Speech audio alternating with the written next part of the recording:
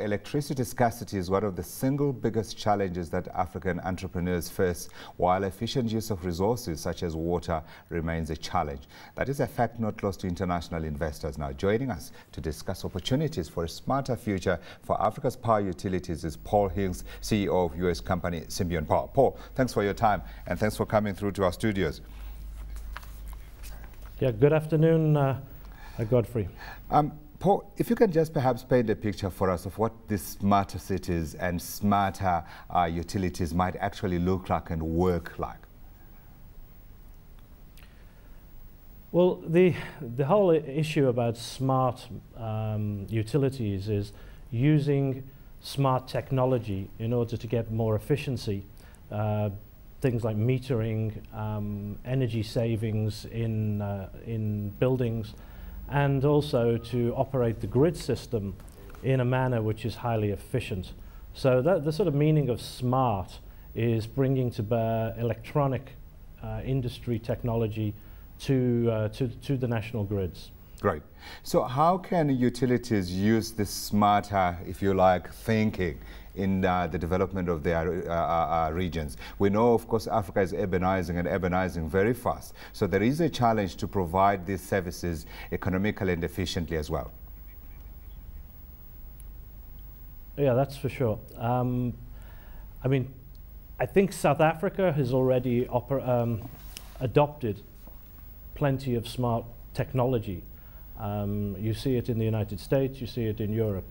I think the rest of Africa, it's a new thing, and we'll be seeing a lot more of it as time goes forward. The countries north of South Africa, in East Africa, Central Africa, West Africa, they have a long way to go yet to build up the national grids and the generation capacity to that which we would see in South Africa.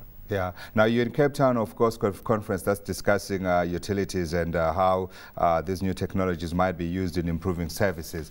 From an investor perspective, are you excited to be looking at the African continent, particularly this time? Because I know you've been active in other parts of the continent and also outside the continent.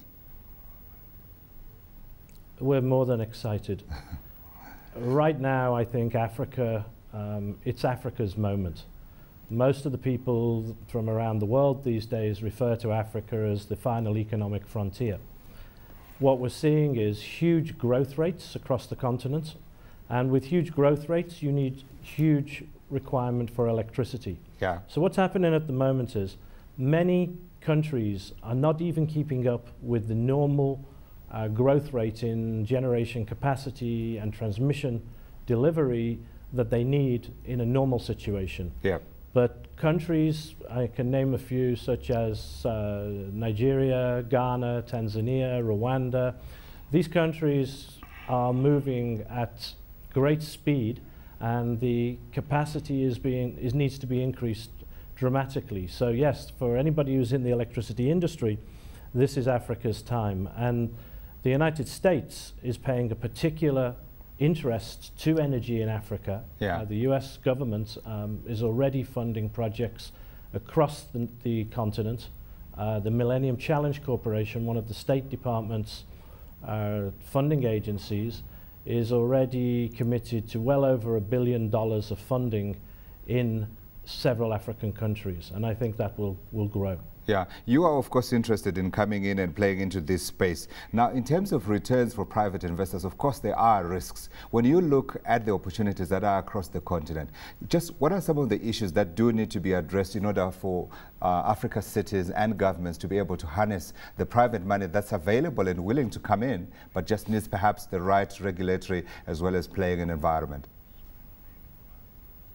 There are many challenges. The first thing that investors are concerned about, of course, is are they going to get paid? Everybody is looking for guarantees that they're going to get paid by these governments. The governments don't any longer want to issue sovereign guarantees, which was the traditional form of providing lender security. So right now, everybody's having to start to try to think out of the box and find ways of securing lenders who provide that money to developers such as our company, Symbion Power, That's probably the fundamental. The other issue that needs to be addressed is, of course, the tariff. You have this dilemma that the tariff in most countries is intentionally low because of affordability of the people. Yeah. There are pressures to increase tariffs. Governments don't want to increase tariffs for quite obvious reasons, that the people can't afford to do that.